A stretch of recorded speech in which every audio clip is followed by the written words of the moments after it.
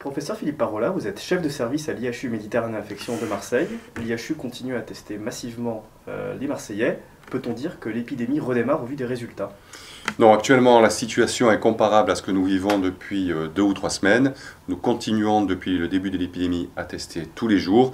Les résultats d'hier, sur 258 patients qui sont venus se faire dépister à l'IHU, nous avons eu 3 positifs. Et de façon plus large, le laboratoire, sur 600 prélèvements reçus de l'ensemble de la région, a diagnostiqué 17 nouvelles infections. Nous sommes dans le même profil de patients, des voyageurs, des petits clusters familiaux, des marins, où nous avons une attention particulière bien entendu pour les soignants, et puis il y a quelques cas isolés, inexpliqués, d'où la nécessité de continuer à tester et à surveiller, mais au jour d'aujourd'hui, l'épidémie n'a pas redémarré, au moins dans notre région et dans ce que nous pouvons observer. À propos du traitement, la polémique continue. Comment soignez-vous vos patients aujourd'hui? Alors actuellement, nous avons une douzaine de patients qui viennent se faire soigner chaque jour parmi ceux que nous avons dépistés ou bien ceux qui nous sont adressés. Nous n'avons pas changé, il y a la polémique, la raison scientifique viendra peut-être plus tard. Actuellement, nous ne faisons pas de sorcellerie, c'est-à-dire que nous utilisons. Et je ne fais pas de recommandations, je décris simplement notre pratique, mais qui est celle également de très nombreux pays, notamment dans le sud. Nous utilisons toujours l'association hydroxychloroquine-azithromycine. Ces 2 médicaments qui tuent le virus au laboratoire, qui ont montré réduire le portage du virus dans le pharynx. Et donc si vous portez le virus pendant 6 jours au lieu de le porter pendant 30 jours, eh bien vous êtes moins contagieux.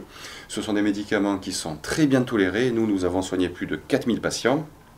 Et en plus de leur effet contre le virus, ces 2 molécules ont également un effet immunomodulateur, on l'a déjà dit, qui agit contre la tempête immunologique, qui est en général dans la 2e phase de la maladie. En plus, il ne coûte quasiment rien et surtout, il n'y a pas d'autre alternative raisonnable aujourd'hui. Donc, entre ça, avec tous les arguments que je vous ai donnés et rien, eh bien nous, pour nos patients, et dans le cadre d'une relation médecin-patient, c'est le choix que nous avons fait avec également l'élément clé qui est de leur donner accès au docteur, à l'oxygène, à la prévention des embolies pulmonaires. Malheureusement, si la prescription est libre dans ce pays, les médecins généralistes sont toujours exclus de la prescription de cette association, puisque l'hydroxychloroquine n'est pas délivrée sur ordonnance de médecins généralistes en médecine de ville, et on peut le regretter. Et que pensez-vous du port du masque obligatoire, notamment dans des lieux clos?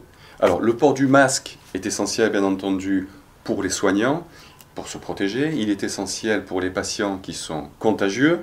Il peut tout à fait se comprendre en pleine période épidémique dans les lieux clos, dans les métros, dans les rassemblements, associé bien entendu au lavage des mains avec les solutions hydroalcooliques. Le masque met de la distance sociale, en plus d'une protection respiratoire.